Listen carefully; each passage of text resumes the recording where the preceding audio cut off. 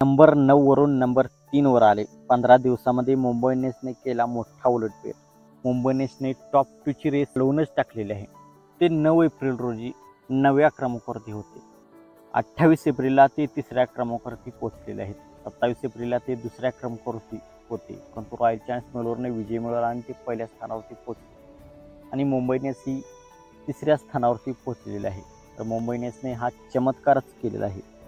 मुंबई इंडियन्सचे पहिले 4 सामने झाले होते, त्यामध्ये फक्त मुंबई इंडियन्स एका सामन्यामध्ये विजय आणि 3 सामन्यामध्ये मुंबई इंडियन्सला पराभवाचा सामना करावा लागला होता. तर त्यांनी सलग 5 सामने जिंकलेले आहेत. सलग 5 सामने जिंकून मुंबई इंडियन्स 3ऱ्या क्रमांकावरती पोहोचलेले आहे. 10 सामन्यामध्ये मुंबई इंडियन्सचे 10 पॉईंट आहेत. 10 सामन्यामध्ये मुंबई इंडियन्सचे सध्या 12 पॉईंट आहेत. तर त्यांनी Chennai Super Kings, Delhi Capitals, Lucknow Super Giants, Sunriser हैदराबादचा 2 वेळा पराभव केलेला आहे आणि सलग 5 सामने त्यांनी जिंकलेले आहेत आणि त्यांनी हादरून टाकलेले आहे. दरवर्षीप्रमाणे मुंबई इंडियन्सने सुरुवात छानशी केली नव्हती, परंतु त्यांनी ते शेवट छान करतील अशी त्यांच्या चाहत्यांना आशा आहे.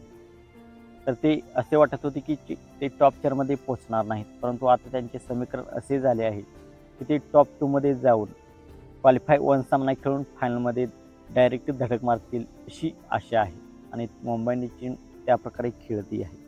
तर मित्रांनो, आपणास काय वाटते? मुंबई इंडियन्स या IPLमध्ये चमत्कार करून ट्रॉफी जिंकेल का आणि ते टॉप 2मध्ये राहतील का? आपणास काय वाटते आपण कमेंट सेक्शनमध्ये सांगा. आणि मित्रांनो, आपण चॅनलवरती नवीन असाल तर आमचा यूट्यूब चॅनल सबस्क्राईब करा.